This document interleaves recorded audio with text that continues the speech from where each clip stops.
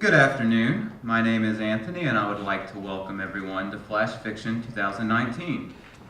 This year, all of you have the privilege of attending a veritable milestone for Write Club.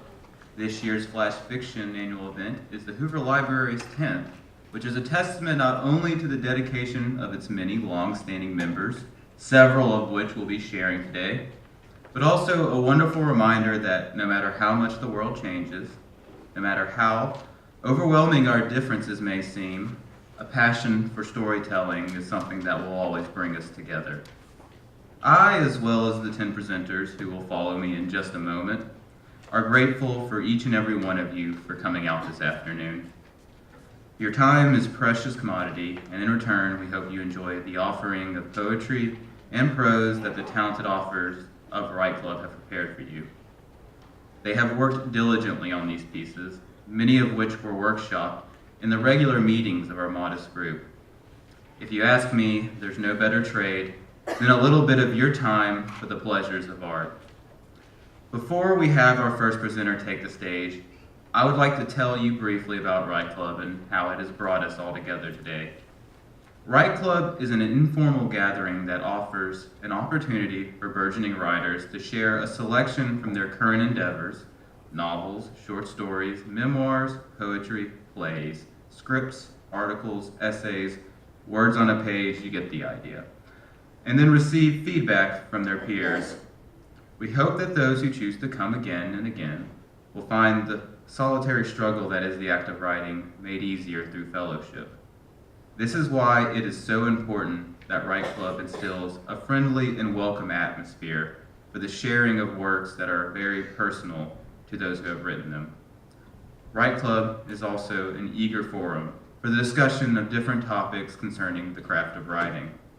This event is open to everyone and no registration is required.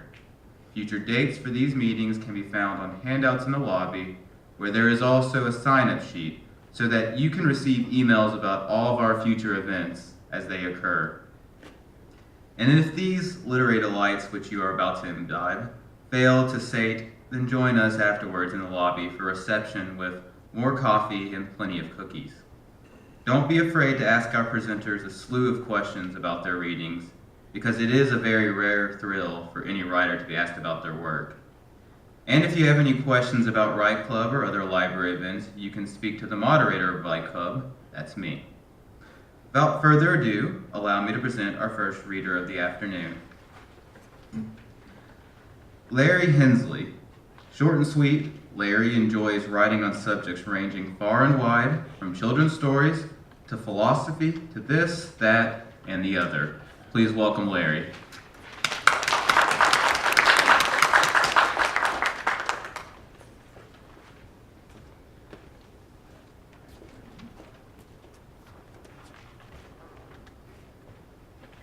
So, there I was, weeding my vegetable garden. Remember that, vegetable garden. Minding my own business and bothering no one, when, suddenly, up swarms a cloud of wasps. This was not good.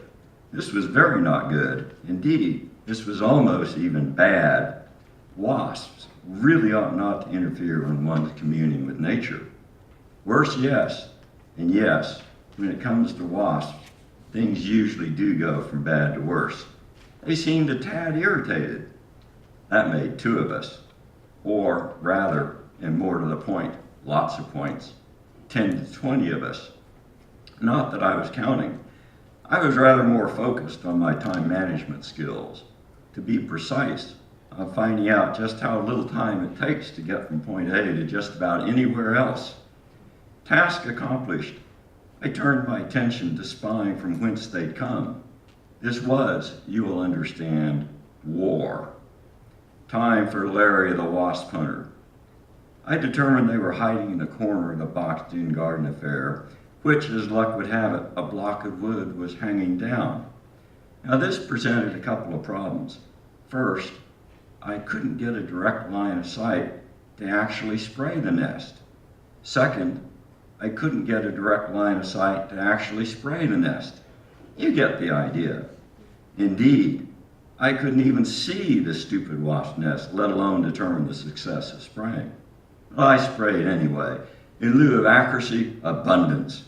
Now, I had to determine success, right?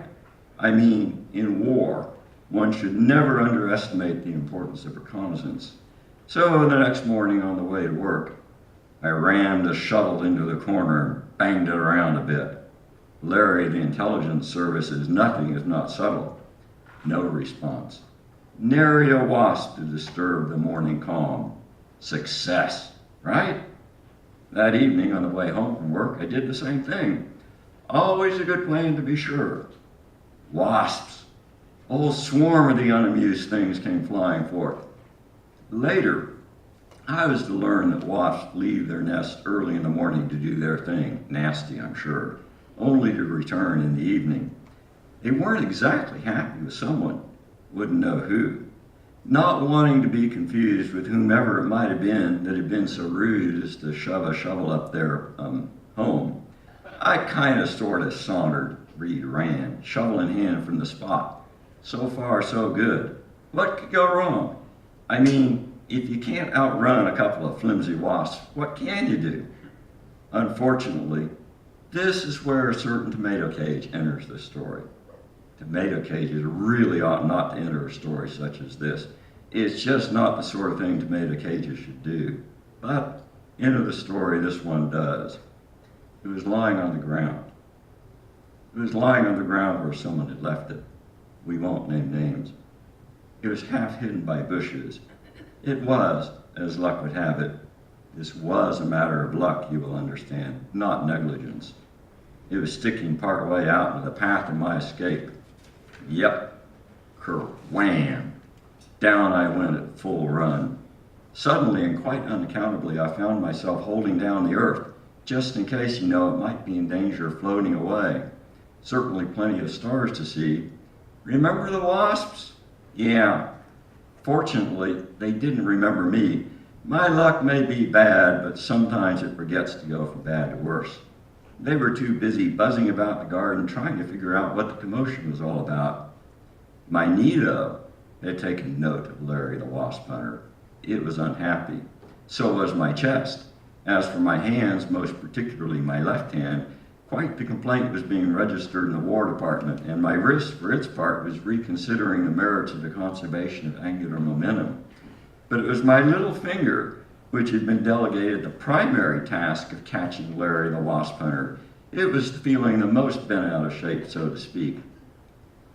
As events turned out, a bowl of ice water and some scolding from loving wife later, as in, "What were you thinking?" "Oh yeah, you weren't." It was determined that no real damage had been done. Time for plan B, courtesy of Mrs. What Were You Thinking? Next time, screen mesh fabric from Lowe's. So next day, I carefully went about the business of laying down the screen mesh all about the corner of the boxed-in garden, securing the affair of the rocks and duct tape. Said mesh securely in place, I sprayed and sprayed the little suckers as they came flying out in attack formation, only to be tangled in webbing. Ha! Take that! Think you can outsmart Larry the wasp hunter? Now, after an incident like this, it's always a good plan to extrapolate at the appropriate level of generality the lesson life has sought to teach. So let's think about this. What was the lesson of this particular episode? That one really ought not to go around whacking wasp nests with shovels? Ha! Nonsense. Had to find out somehow if the nest was dead. That one ought, perchance, to consider well one's escape route before the need arises? Perish the thought, I already knew which way to run away. That one ought not to leave tomato cages lying about? Oh, come now. One never knows where a tomato plant might sprout. No, there's only one lesson I can imagine one could glean from an experience such as this. Veggies are dangerous. Oh yes, and also just maybe this. The unexpected happens, folks. It can happen fast. And one more thing, as my wife points out, tomatoes are fruit. Sigh.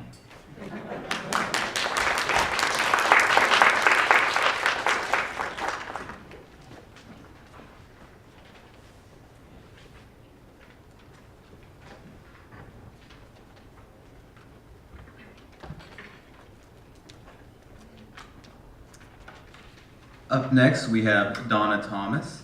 Donna Thomas has an MA in creative writing from the University of Alabama, Birmingham. Her work has appeared in PMS Magazine, the Birmingham News, and Steel Toe Review. She has completed her first novel, which is also a work of creative nonfiction. She hopes to have it published by year's end. Please welcome Donna Thomas.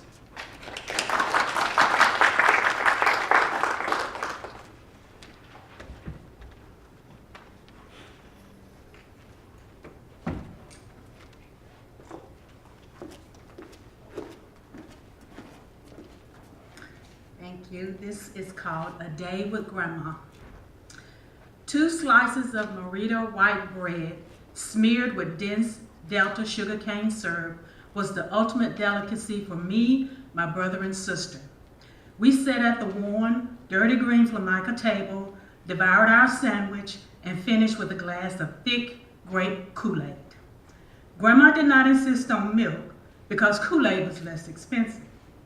After we finished, we burst through the screen door, raced to the backyard pear tree, and climbed to our favorite limb. We laughed and we giggled. We saw lions and tigers and elephants as their shapes formed in soft white clouds. The simplicity of seeing the world through the eyes of a child was unsalted. It was our normal weekend routine, especially during the summer.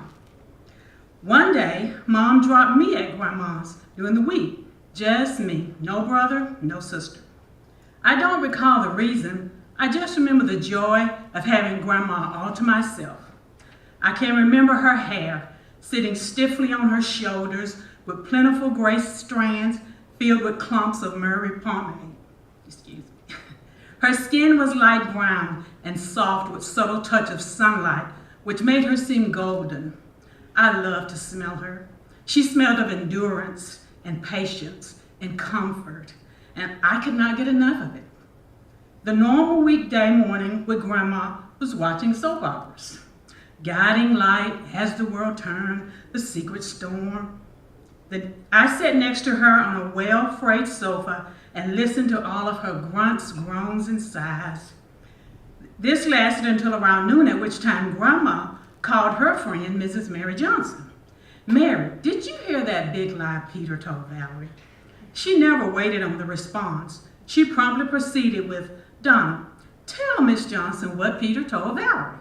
She gave me the receiver, and in my sassiest adult voice, I repeated what Peter told Valerie. Well, he said he would never leave his wife. Before returning the phone to Grandma, I heard Mrs. Johnson gasp like someone who had just discovered a mouse in the bread box. This back and forth bantering lasted approximately 30 minutes. Then it was time to start dinner. Grandma was going to make my dad some homemade biscuits. She needed some items from the corner store. She wrote what she needed on a sheet of paper, folded the money inside with an extra penny for me to get some candy, wrapped it in a spotless white handkerchief, and sealed it with a knot. I had done this many times before. My grandma's house was the second house from the corner.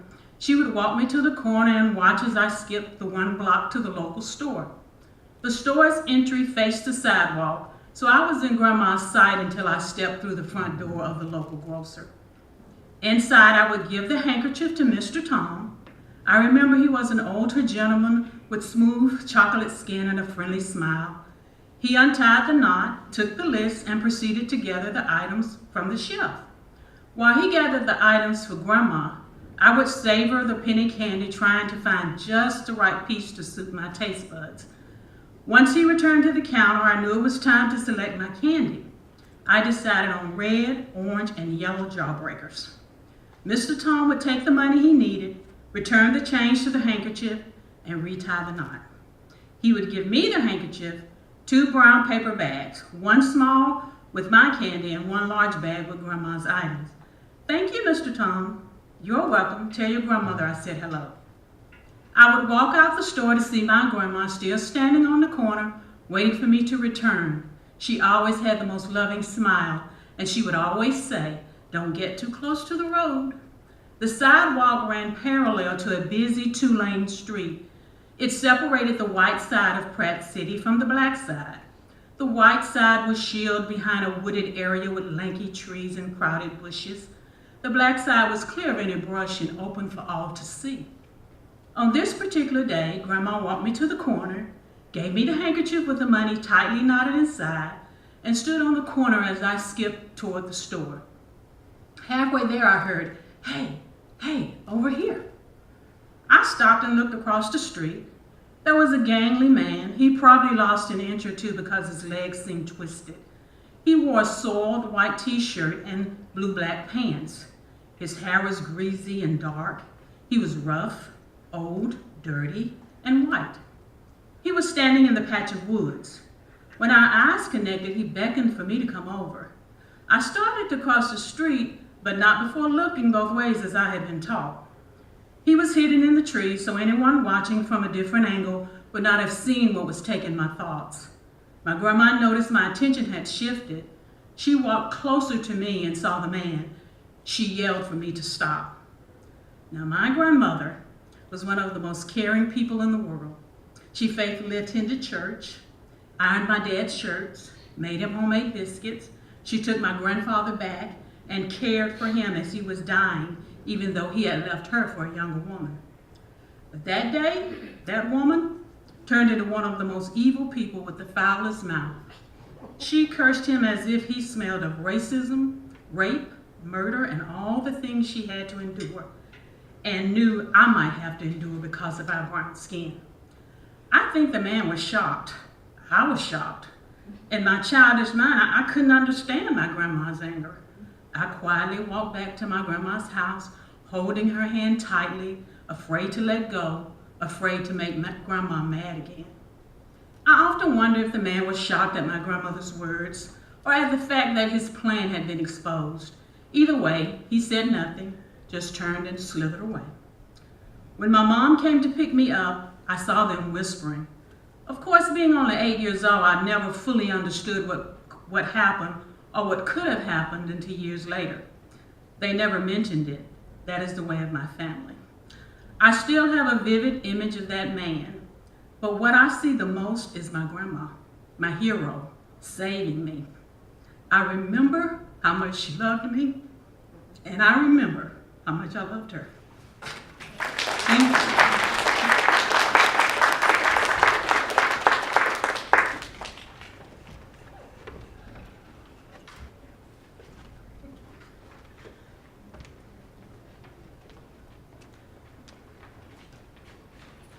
Up next, we have Dr. Luiz Lay. Dr. Luiz Lay is a former professor at the University of Alabama.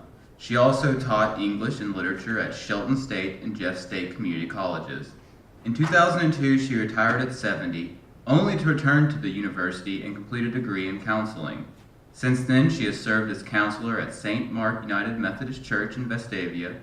She published the first part of her memoirs 4 years ago and is now beginning a new book which will cover the second half of her life. She will be reading an excerpt from her memoir, which was written primarily for her two granddaughters, 7 and 8 years old, born respectively during her 82nd and 83rd years. Today, she is sharing a brief event that is primarily just for fun, no real life lessons intended. Please welcome to stage Louise.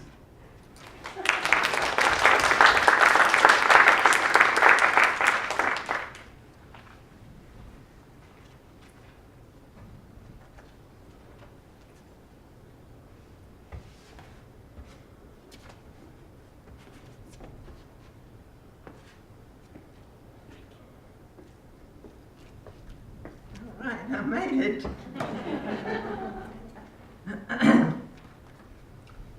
In deciding what to share with you today,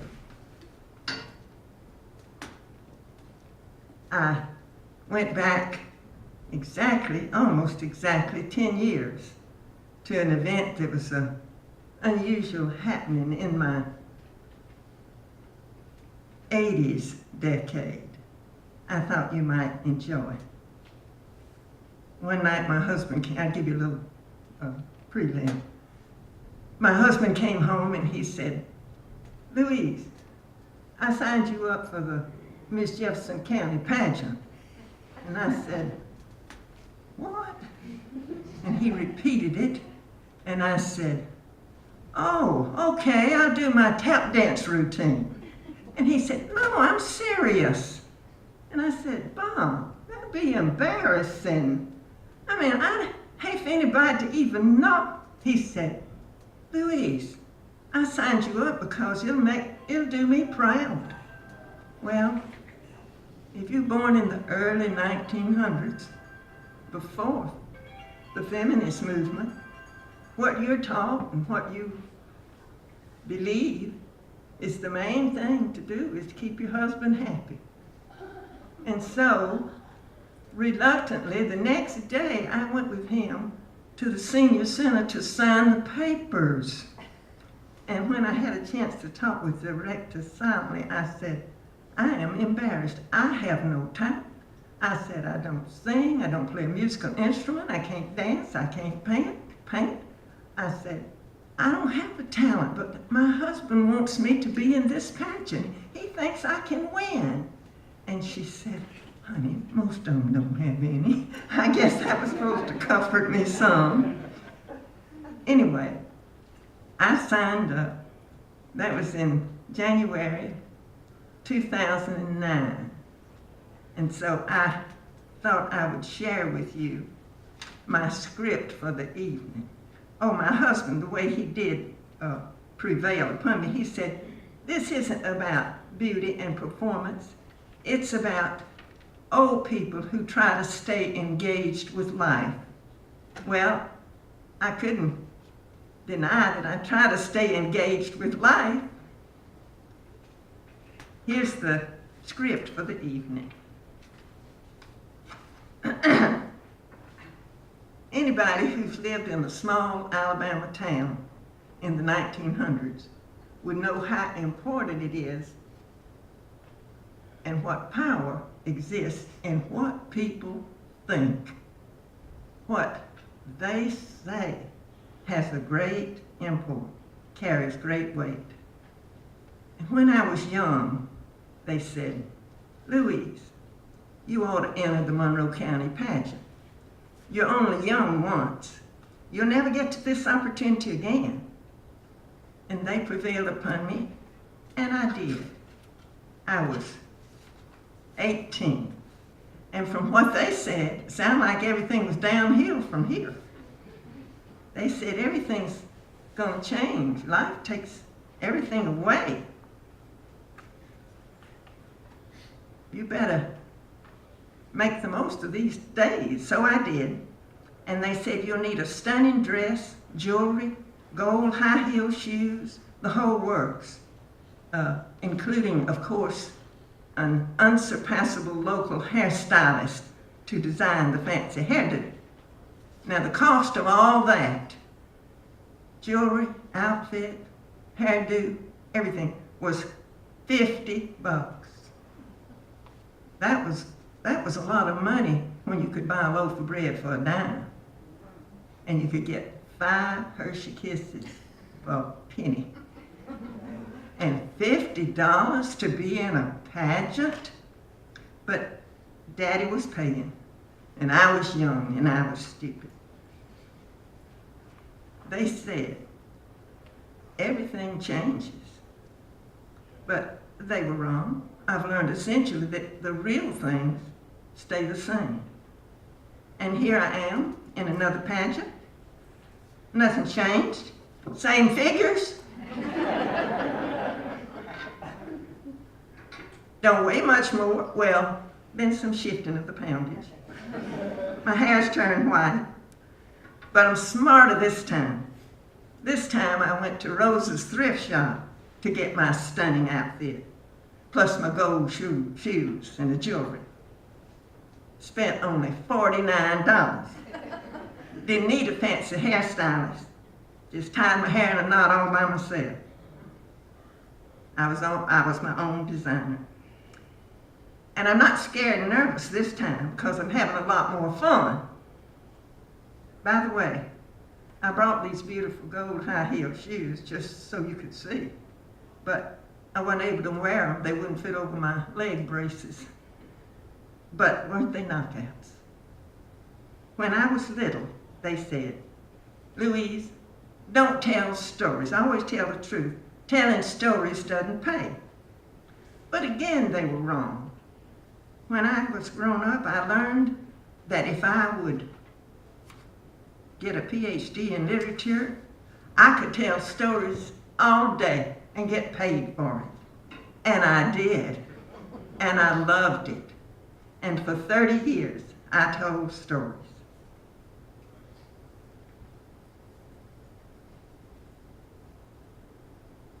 And when I lose my place, I just manage somehow.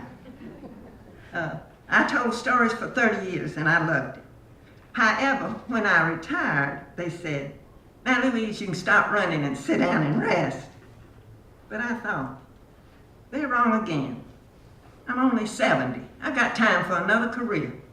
So I went back to the university and became a counselor. And now people come and tell their stories to me, and they're a whole lot better than those in the literature books. And then they said, "Louise, if you want to be happy, you should look for a man who's tall and handsome and rich." Again, they were wrong. I quit looking when I found one not so handsome, a handsome one, not so tall and not so rich. But he made me feel like $1 million. So I married him. And he's the one who wanted me to be in this pageant. Now, anybody out there who's been married to a man nearly 100 years and he thinks you're good enough to be in a pageant, it doesn't matter what the score is, you're already a winner. You already are way ahead in the game. And so today it doesn't matter to me what the judge's score is because I already know I'm a winner. So don't listen to what they say. See, they said this was the best one. I like this one better. Really. If I could have punched a button and gone back to that one, I wouldn't have. I like this one. And I'm looking forward to the days ahead. The postscript. The old machine may be out of warranty, but the girl inside is still going strong.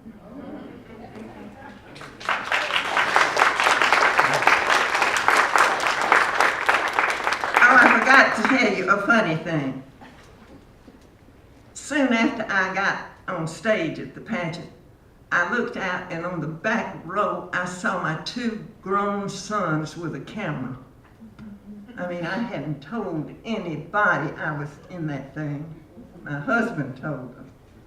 And this is what made that time really worthwhile when the remark was repeated to me. Johnny turned to Jamie and said, "Dang, Mama might win this thing and we have to go to more pageants." And see, that was worth everything, that they weren't mortified. And of course, I didn't win and didn't have to go to more pageants. But it proved to be an unusual happening in my 80s. Thank you. Oh, I wanted to tell you about my memoir that I've published for my grandchildren. If you'd like to read it, I have some I share with you, and you pass them around. I'm not trying to make money. I'm trying to suggest to the other grandmothers here, they might write things down like I did and have something to pass on to their children. So if you'd like a book, I'll see you afterward, and you pass it around.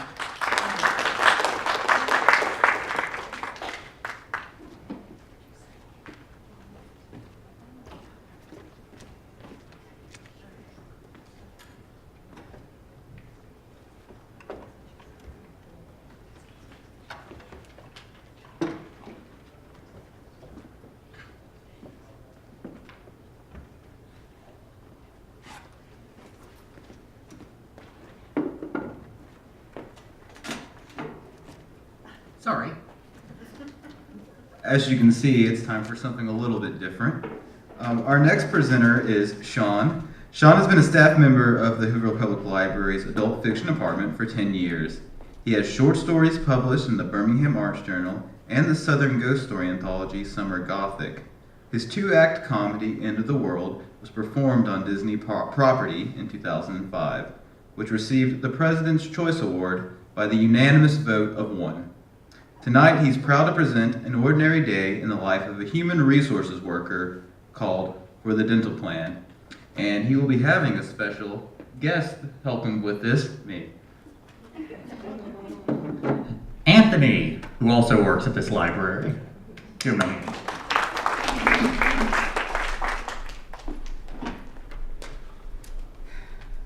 in, Thompson. This is the part of my job I don't like. Yes, sir. May I apologize? Let's just agree on the specifics of the apology first. Now, I'm supposed to remind you of our company's policy regarding lunch breaks. As you know, you get 30 minutes for an 8-hour shift. Now, according to the building records, you clocked in Tuesday morning at 8:01. There was a wreck. I'm not worried about the 1 minute. But then it says you clocked out at 8:12. And you were going a little over 6.5 hours. Yes, sir. Third time this month? 4th, actually. I forgot to clock out on the 7th. Oh yeah, I was going to ask you why you spent the weekend here. Answers that. Alright, now, corporate is wondering why you're away from your desk so much. Waffles. Waffles? Frozen waffles. Yes, sir. They just take time to thaw? They're not for me. They're for my wife. I don't think corporate is interested in who they're for. It's the 6.5-hour venture that's raising some questions. It's a specific brand that's very hard to obtain. Alright, so you're spending a flexible lunch break shopping for this very specific brand of waffles? Frozen waffles, yes. Taste pretty good? I wouldn't know. They're for my wife. I would like to apologize. I don't think we're there yet. Is there a reason your wife's specific frozen waffles have to be shopped for during work hours? The supply is very limited. If I don't get them, someone else will.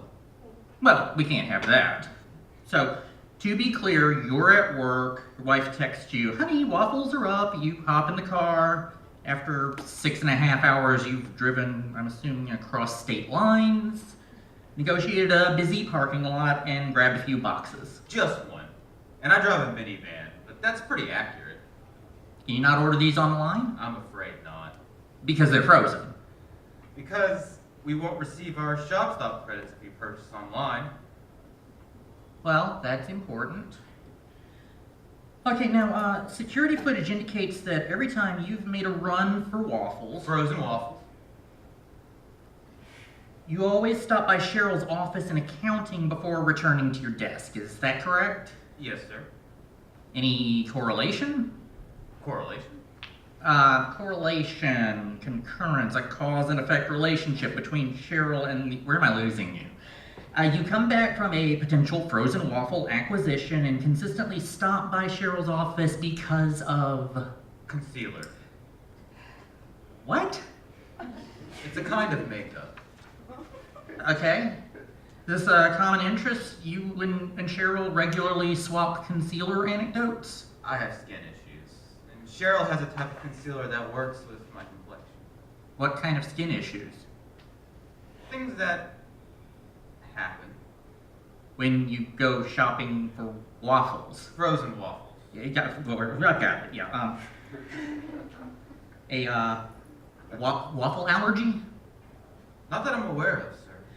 Right, so essentially what I have from my report is a comment about skin issues involving things that happen, which coincidentally flare up when frozen waffles are involved. It's probably a variable in the store. Again, I imagine corporate is going to want a more specific explanation than variable. It's probably some specific variable in this particular store that causes my skin to, Look like you've had the turkey stuffing beaten out of you with a metal pipe. Cheryl, she finally dropped off the W-2s this morning. might be a coolant leak. We can go with that. Now can I apologize? No, Thompson, you can't. Now this next question, I was hoping would have answered itself by now, but it hasn't. What's that around your ankle? My ankle, sir? Your ankle, Thompson, the hinge between your foot and your lower shin. Try the other one. Oh, There we go. I didn't realize that was still there. Now, I'm no expert, but wouldn't you say that looks a bit like a beaver trap? I'm not familiar. You know what a bear trap is, Thompson? You've seen Roadrunner cartoons. Big metal thing with teeth snapped shut on the coyote, horrifying. Doesn't that look like a smaller version of that around your ankle? You want me to remove it? I don't think our dress code policy is explicit about this situation, but I'm more interested in why you stepped in a beaver trap. Do you know the game Free the Bunny? No, Thompson. What is the significance of the game Free the Oh, Bunny? It's a phone app. I believe you. It has these boss battles that measure how many steps you take. Okay, I'm following. So you have the game running while you're making your intensive run on waffles. If you say frozen waffles one more time, I'm calling the police. I don't care what they say when they get here. And I'm assuming this store might have a sporting goods section? I really can't say. I really didn't want you to. So, does that cover everything? I've got one more question. It's stupid, and I need to stress you're not legally obligated to answer, but have you been out of the country recently? Like, say, within the past morning? I don't see how that's possible. Nor do I, but that trolley has derailed. See, Mrs. Dresden. You know Mrs. Dresden on vacation in Greece? She called this morning swearing up and down she saw you at the airport parking lot with two men in trench coats escorting you to the trunk of a Hyundai. Any thoughts? Well, sir, Mrs. Dresden is on vacation, and she does drink a lot. That is true. Well, that's good enough for the report. Thompson, I just want you to know that if I were to believe our company had inadvertently hired an international spy for one of our part-time marketing positions, I'd be obligated to tell a lot of people. I understand, sir. Out of morbid interest, did you get the waffles? No, sir. They got away in Luxembourg. Well, bad luck. I'm sure your wife will be very disappointed. Yes, sir. Do you think I could hide at your place for a few weeks? Get out. Thank you. Up next, we have Jennifer Walker Journey. Jennifer, as her name assumes, ventures to tiny towns to write travel stories about places few people want to go, like the cornfields of Indiana and the trout-rich streams of North Georgia. She hides behind her keyboard and ghostwrites for attorneys far more educated than she, and often she drowns herself in the intricate details of exotic cocktails to write features for exclusive resort magazines. For fun, she is penning a satirical novel that bends toward the disturbing. When she isn't writing for money or pleasure, the latter doesn't pay just yet, she runs almost daily toward her last best time in hopes someday she'll be foolish enough to attempt another marathon. Today she'll be reading an excerpt from her novel in progress, In a Search of Low-Hanging Fruit. Please welcome to the stage, Jennifer.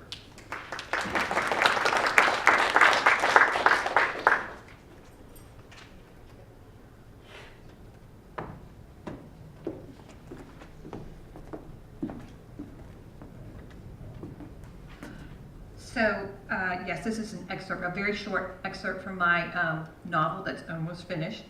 And it's told from 3 different points of view. So, this is Duncan. And you should just know that he's married to Mary. Okay. Duncan scanned the cityscape from 7 stories up through the full-length mirror window in his lab at Memphis Cancer Research Institute. He needed to prepare for his presentation on cell cannibalism as a way to fight the growth of tumors for the World Congress on Cancer in Baltimore next week. But his mind was everywhere except on his work. He studied the tiny people below as they walked along the sidewalk that weaved through the hospital's campus. When he was a kid, he used to dream of finding a cure for cancer in time to save his father. Now he understood that there would never be a definitive cure for the disease, just hit or miss treatments to slow the natural progression of death. The ringing phone on his desk pulled him from his trance. "Duncan here," he said abruptly, eyes still fixed on the slow-moving people below. "Duncan, it's Mary. I just talked to Dr. Black. Are you sitting down?" It was an odd question, but one that surely meant bad news was to follow, and if he didn't want it to pummel him, he'd better be off his feet. He leaned forward in his chair to let the squeaking hinge at its base give his answer. "What is it?" Cancer. They found cancer in my uterus." Duncan blew hard into the receiver and stared at his faint for reflection in the window, sneaking a peek into their inevitable future. There would be a spectrum of possible outcomes based on further testing that would have their minds spinning with even more questions. But he knew the course they were likely headed: invasive hysterectomy through a foot-long incision from pubic bone to navel, burning radiation that would cause a painful clog in her lymph system, dreadful chemotherapy that would take her to the brink of death. It was the price she would be willing to pay to kill off any lingering cancer cells swimming in her abdomen. There would be celebrations when the treatments worked, or at best, kept the tumors at bay. They would adopt fighting terms. "You're going to beat this, you're a survivor." Meanwhile, her quality of life would gradually diminish as the cancer cells migrated in search of more territory. They'd take over her liver, scale the vast lobes of her lungs, and if that didn't kill her, they would target her brain until there was nothing left of her to sustain life. Unless she was one of the chosen few who lived with the disease chronically, a slave to medication side effects which, at times, could feel worse than the disease itself, or she was one of the few deemed cured, left to manage the residue of worry that every ache, every pain, every oddity was a sign that the disease had come back to finish her off. Either way, cancer was life-changing, and it was about to upend his and Mary's forever. Duncan dragged his hand down his face and breathed hard into the phone again. "I'm really sorry, Mary." Her voice was surprisingly restrained. They set up an appointment with a gynecological oncologist, Edgar Katz. "It's for Wednesday next week. Aren't you in Baltimore?" Somehow, Duncan always knew he would end up taking care of Mary. He just figured it would happen when they were much older, but he owed it to her, and so he scratched through World Congress Baltimore, scribbled on his calendar with a single swipe of his pen, and wrote "Mary, oncologist" on the Wednesday square. Taking a deep breath, he said, "Don't worry, I'll be there." Caring for her would be his long and necessary apology.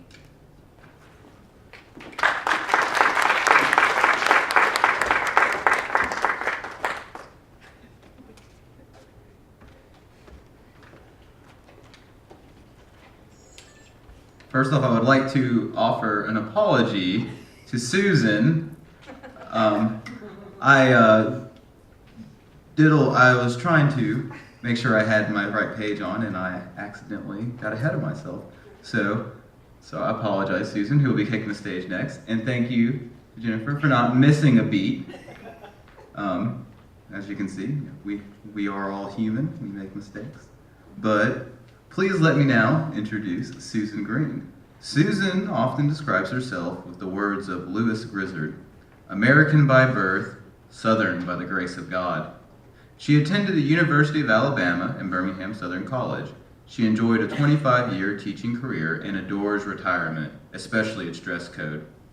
Susan lives in Alabama, where she enjoys tennis, a huge Federer fan, dancing, the Carolina Shag, piano, privately, and writing, usually done in the company of her cat. She has been known to binge on serial TV and Hershey Kisses. Susan's other works, all in the incipient stage, concern caregiving for an Alzheimer's parent, a portrait of a close friend, and the evolution of friendships. Please welcome Susan Green.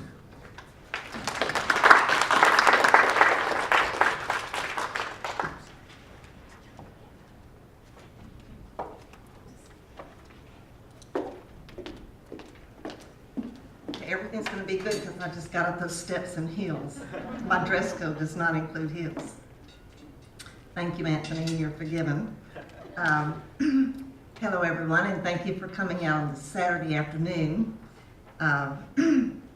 You can see from the program that the title of my book is Confused, a true story of flawed love, control, and abuse. So it's hardly an uplifting or humorous title, but the book does end on a positive note, and there's there are several laughable moments throughout, but maybe not so much in what I'm going to read today. Just to bring you up to speed, Rosie is the protagonist, and she has foolishly married a charming but bad man. Have you ever heard of that, ever? His name is Carl. Several times she has tried to set a divorce in motion, but has always been thwarted by one distraction or another. So this scene that I'm going to read today occurs just after a massive distraction of the death of Rosie's father. I'll be unscared in a minute. Her husband, Carl, alcoholic, frequently unemployed, certified lazy, has risen to the occasion by being a tremendous help and support. So this nearly reignites the all but extinguished flame of hope in Rosie that things might actually turn around, but of course they don't. So when Carl rises to the occasion and fails to stay there, Rosie is about to rise herself once and for all. Okay. On the morning of April the 4th, 1980, life support was withdrawn and Daddy flatlined shortly thereafter. He never regained consciousness to witness the presence of Mama, me, or, as it turned out, the most vigilant of all, Carl. A stalwart of strength and comfort he was during those horrible days. The way Carl rose to the occasion, speaking with the doctors, making funeral arrangements, cooking for family members, was a sight to behold. I was too delirious to react in any way other than grateful acceptance.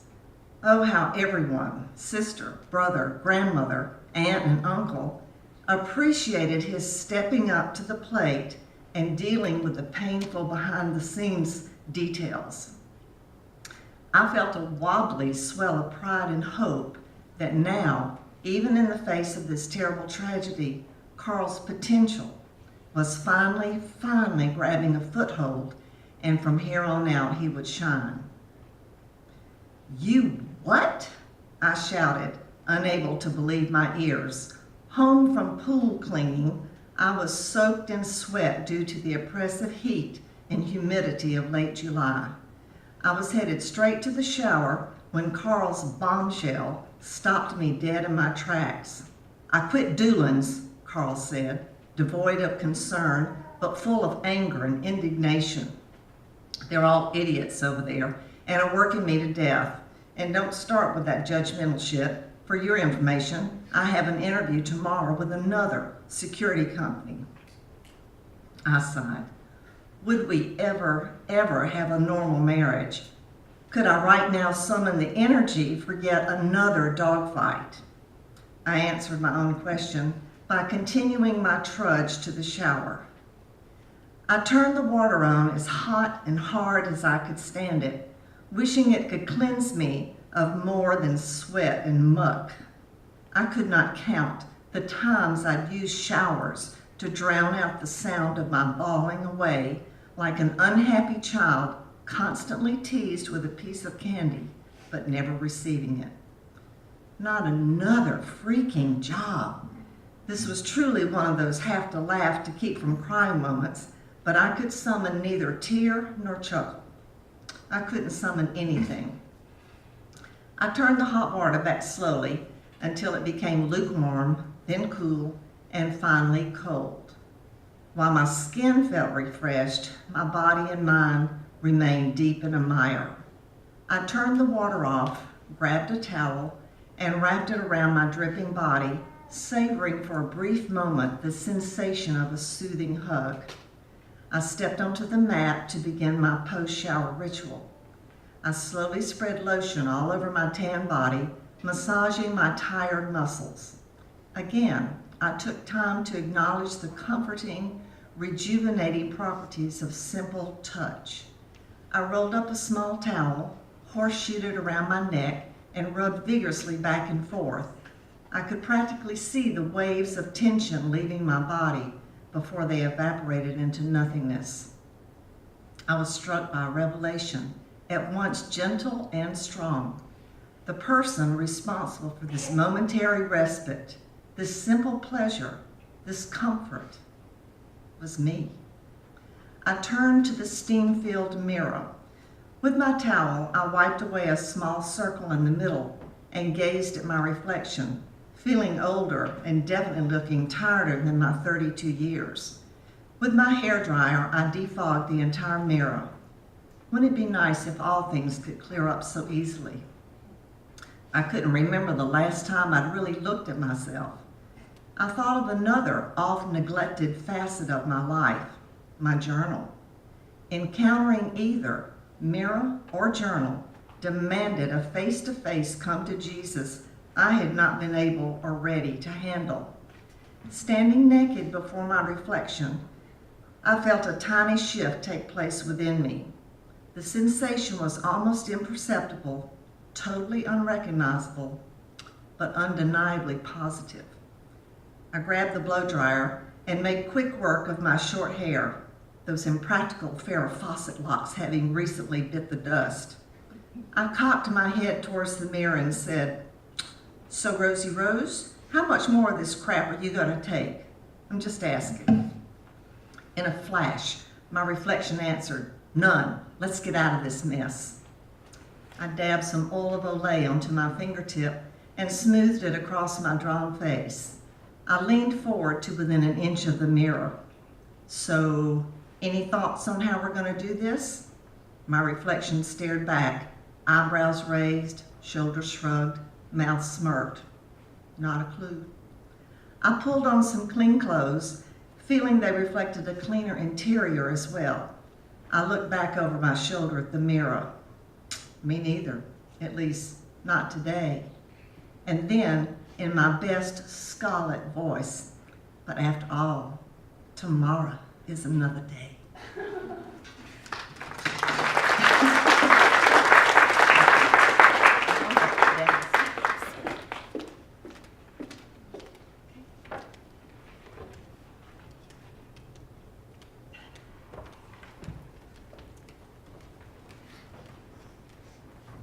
Up next, we have Sloane Love.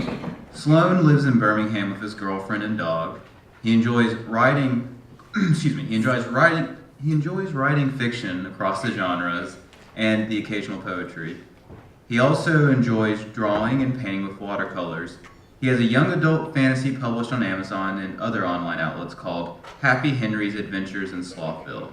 It features space-time hopping pirates who paint their faces like clowns, a not-too-sinister underground secret society, and scientists who make strange inventions and discoveries. He is working on a Southern Gothic supernatural fantasy entitled Abraham's Legacy that he hopes to have out soon. It's sort of a haunted hillbilly family drama steeped in Gnosticism. He will be reading original flash fiction today. Please welcome to stage Sloane.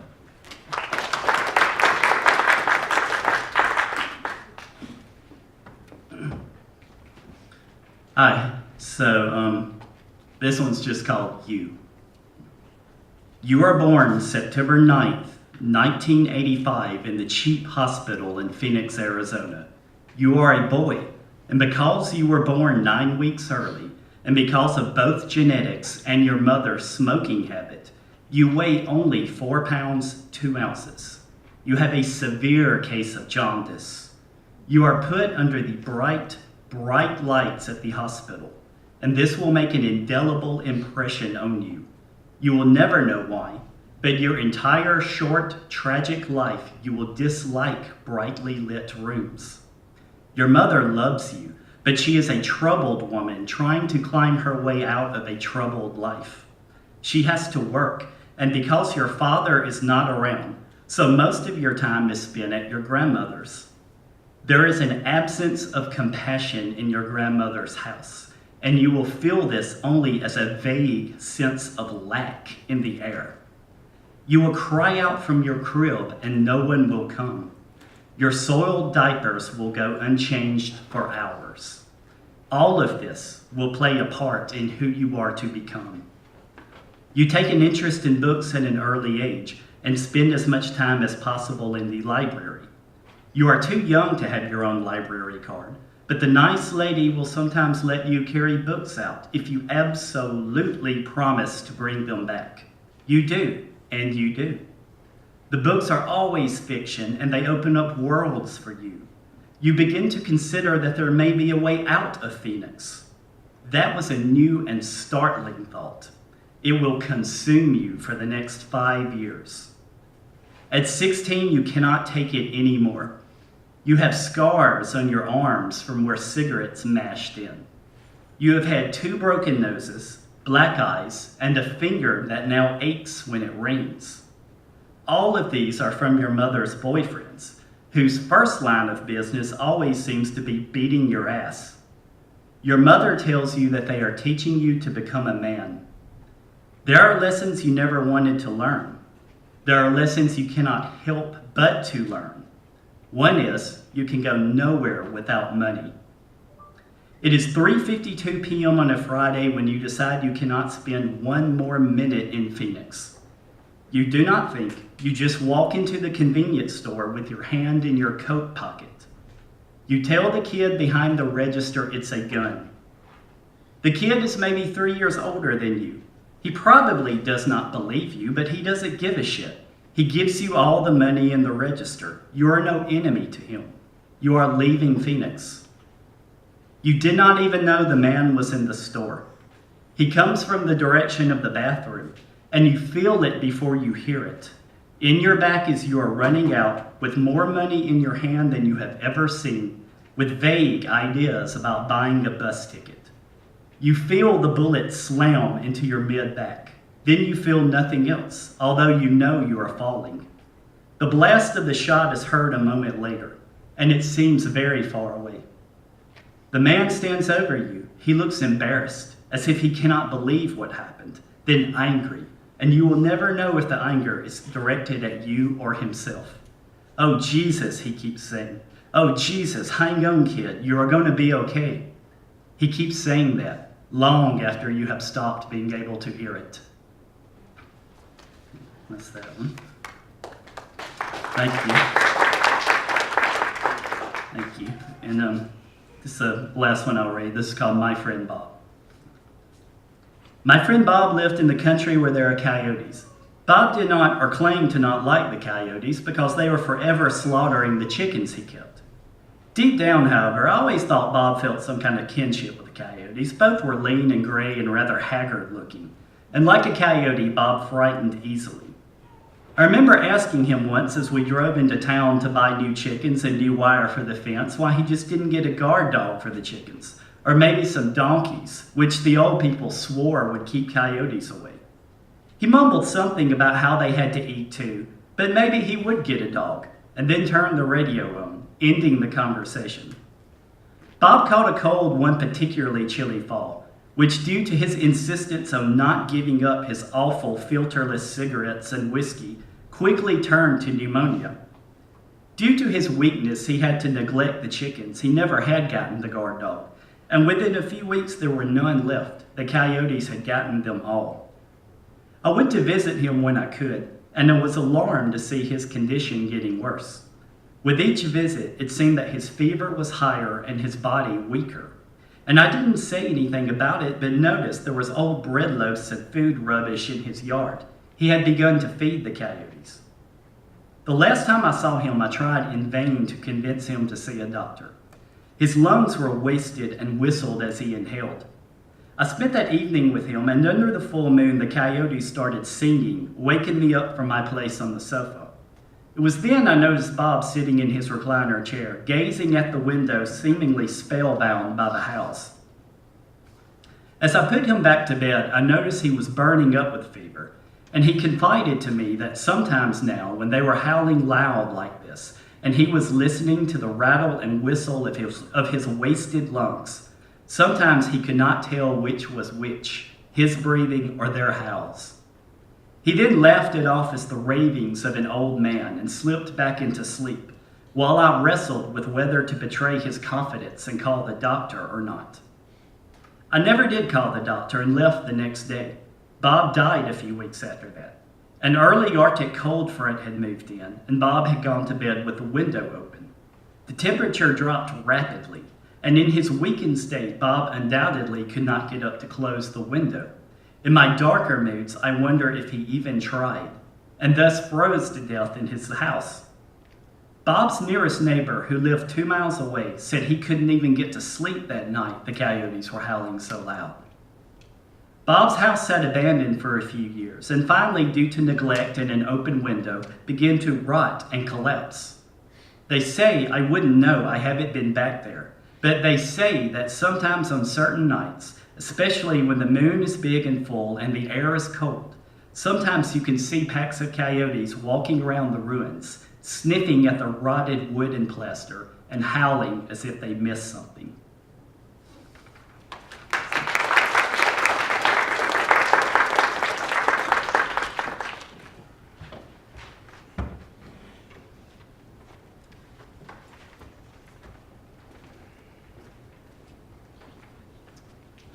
Up next, we have Schuyler Randall. Schuyler is originally from Graysville, Alabama, and now resides in McCullough with his wife Yvette and their West Highland Terrier, Q. Is it Q? Okay. Schuyler published his first book, a mystery thriller titled Jacqueline Willoughby, in 2017. The book has been very well received, and encouraged by its success, Schuyler released a prequel titled Raina in January. Today he will be reading a new piece called In Remembrance. Please welcome Schuyler.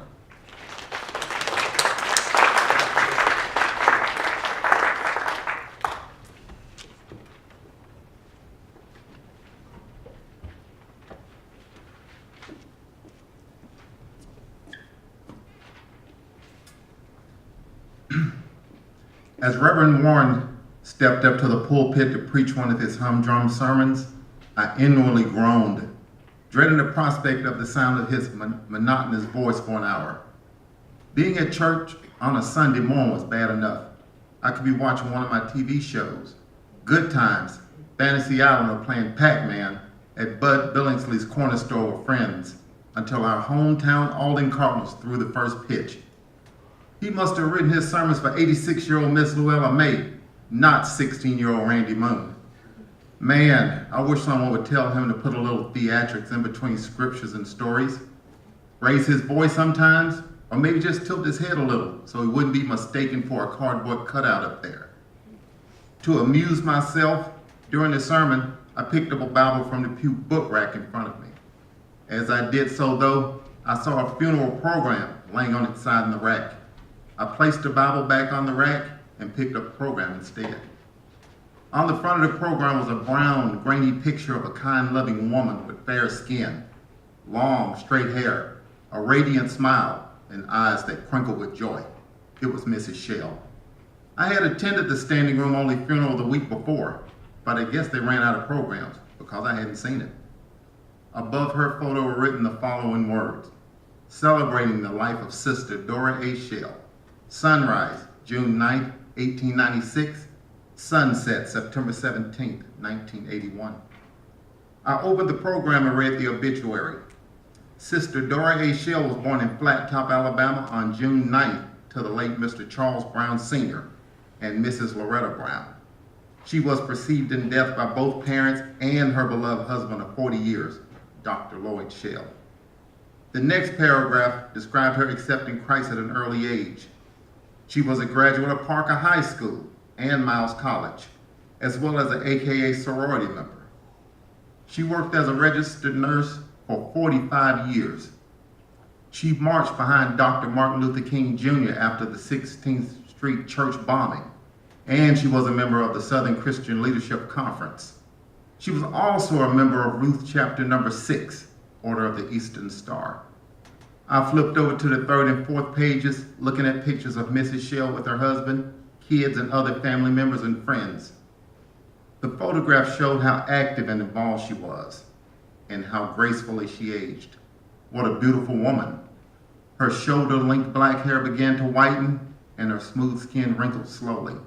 However, her smile became brighter and more familiar with age.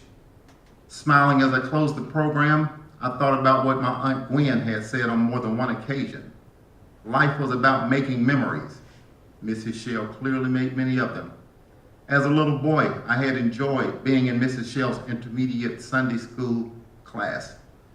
She oversaw several of our Easter and Youth Day programs, and she led our youth usher board and choir.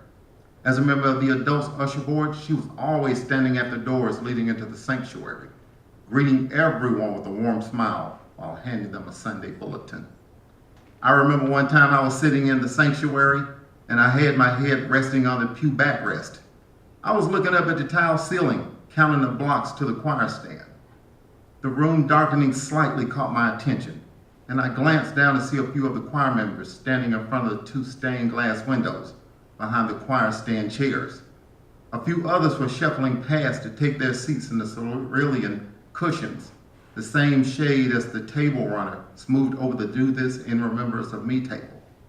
I was chopping away on a stick of gum. She tapped me on the shoulder, then handed me a Kleenex to put my big red in. Of course, you never chew gum in church. My grandmother noticed, squinted her eyes, and tightened her lips.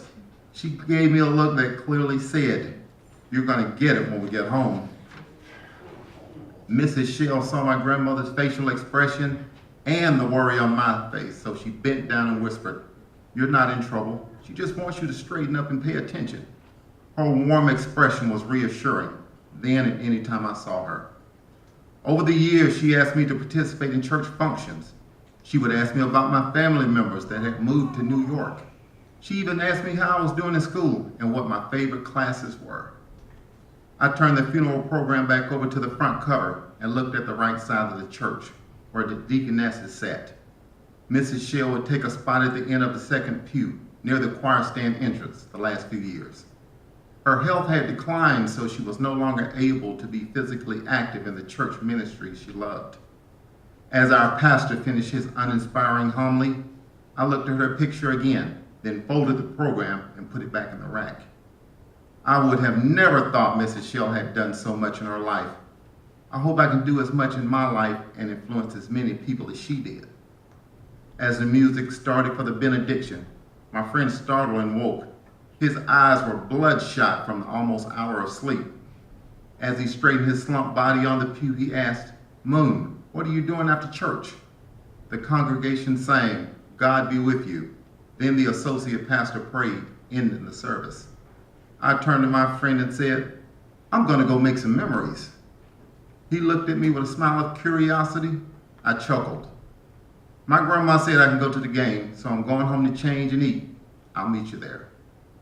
As I breezed past the milling churchgoers and breathed in the fresh air outside, if someone took a picture of me, they'd see a radiant smile and my eyes twinkling with joy, just like Mrs. Shell. Thank you.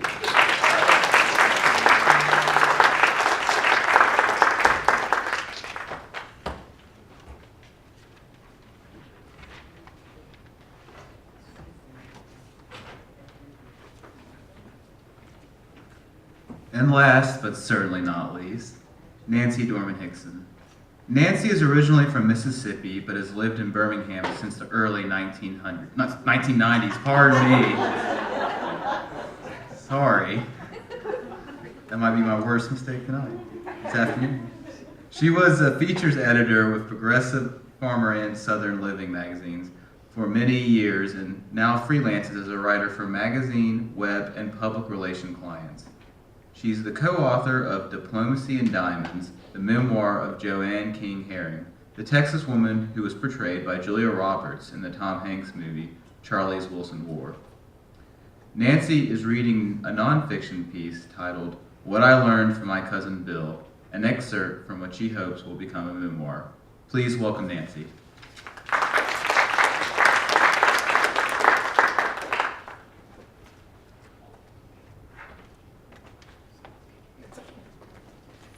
Pretty spry for somebody born in the 1900s. What I learned from my cousin Bill. My cousin Bill once scandalized my hometown of Sturgis, Mississippi. My mother asked Bill, the 18-year-old son of her Aunt Polly, to stay with my siblings and me while my parents are on a weekend trip. Callie Mae, our housekeeper, will assist by babysitting during the day, but Bill is to be our sole caretaker at night. Bill is a dramatic gay boy. At 18, he is a handsome and lively young man who inherited his father's large frame, his mother's good looks, his sister's sweetness, and his brother's charisma. My oldest sister Beth is 12, Dennis is 11, I am 7, and Mary, nicknamed Pete, is 5. As part of his babysitting duty, Bill decides he will write and produce a play for our entertainment. Dennis is drafted to play a young heir, while Beth is typecast as the heir's sibling. Callie Mae, Pete, and I are the audience. Bill plans to act in the play as a gypsy palm reader.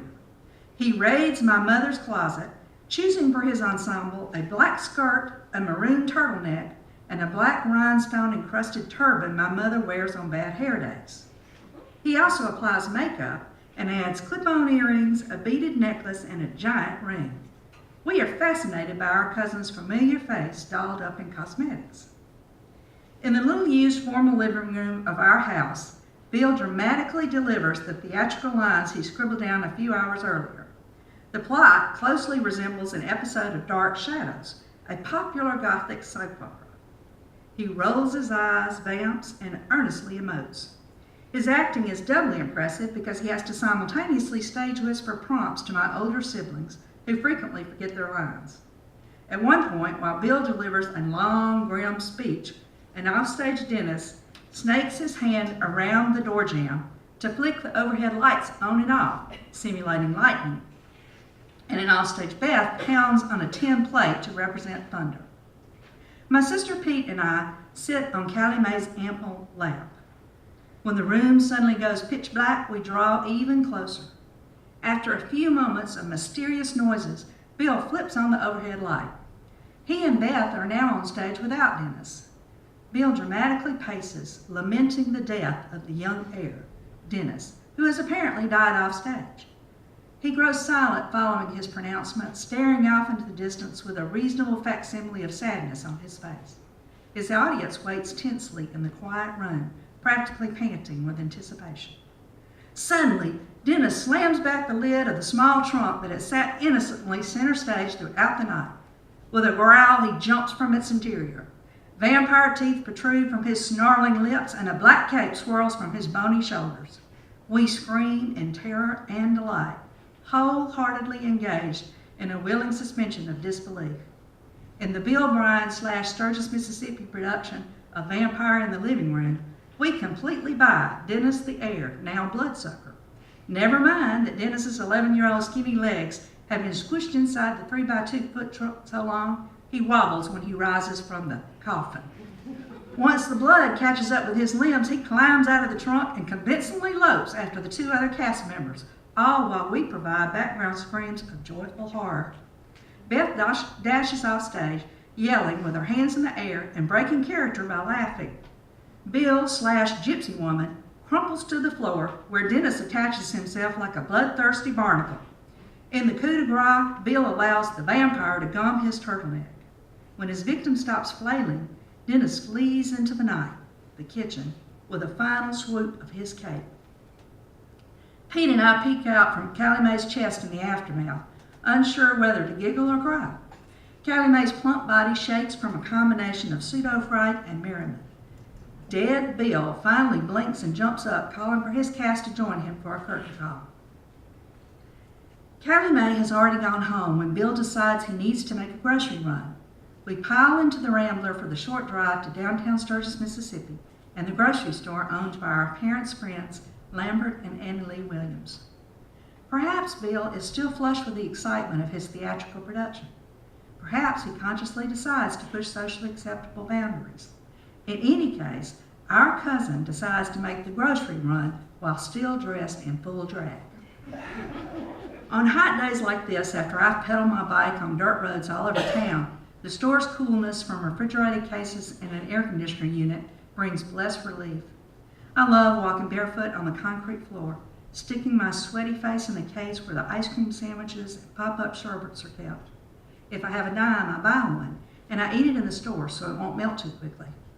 Besides the Williams store, I often visit the drugstore. Mr. Fraser doesn't mind if I sneak a look at the latest Archie or Superman comic books. He knows I'll buy an issue when I get my 50-cent weekly allowance. Occasionally, I'll wander into Mr. Drain's hardware store, but his merchandise of nails and paintbrushes doesn't hold much interest. Years later, I will hear for the first time the saying, "It takes a village to raise a child," and will immediately think of the love and generosity my siblings and I received from people in Sturgis as we grew up.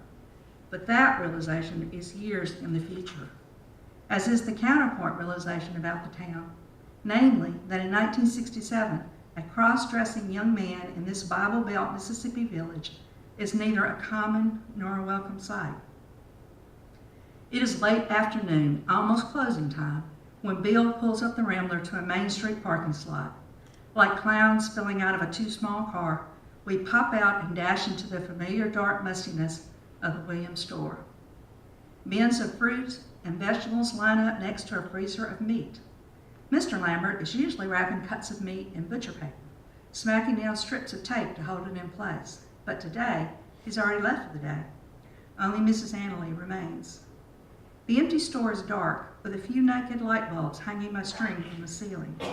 Bill leisurely strolls in, pausing in the doorway for dramatic effect like a skirt-wearing gunslinger. Manning the cash register, Mrs. Annalee freezes, her mouth open while she drinks in Bill's attire. "We've been putting on a play," Bill explains, smiling and batting his mascara-laden eyes. She snaps her mouth shut. "Uh-huh," she replies, growling enough to give Bill the penetrating stare with which I am familiar.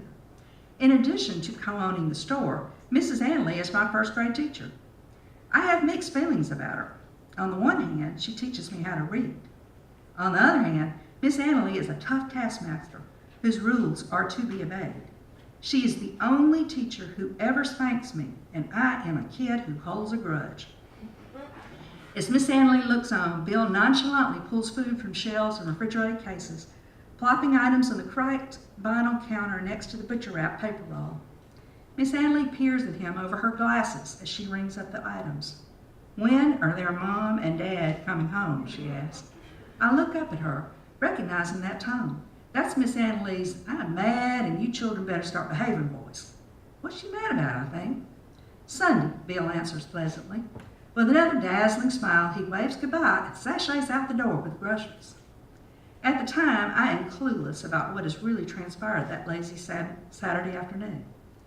Now I realize Bill's full drag foray into downtown Sturgis is another drama he has orchestrated. I'm sure my parents received the full report of Bill's shenanigans upon their return. We children are too young to register anything but delight at our irrepressible cousin. In hindsight, however, I can imagine my conservative father's tight-lipped anger at feeling ridiculed in his town by his wife's, quote, sissy relative.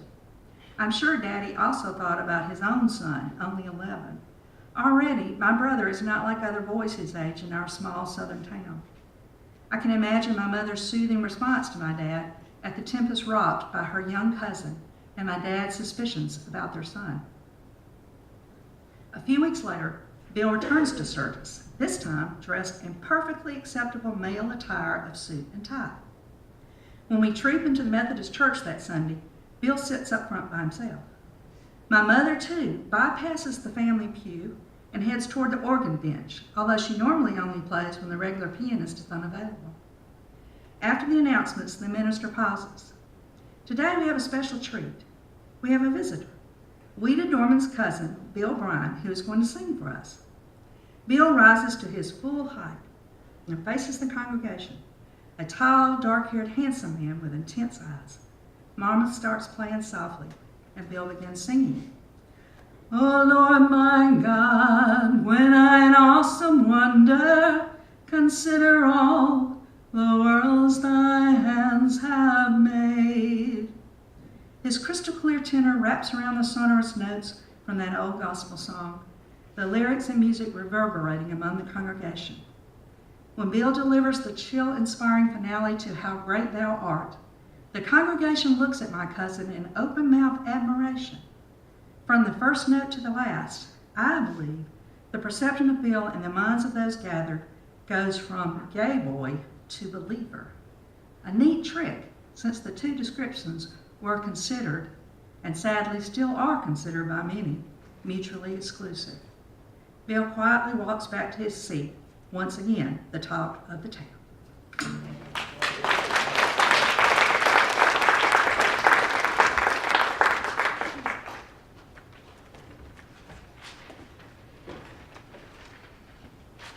Let's give all of our readers one last rousing round of applause.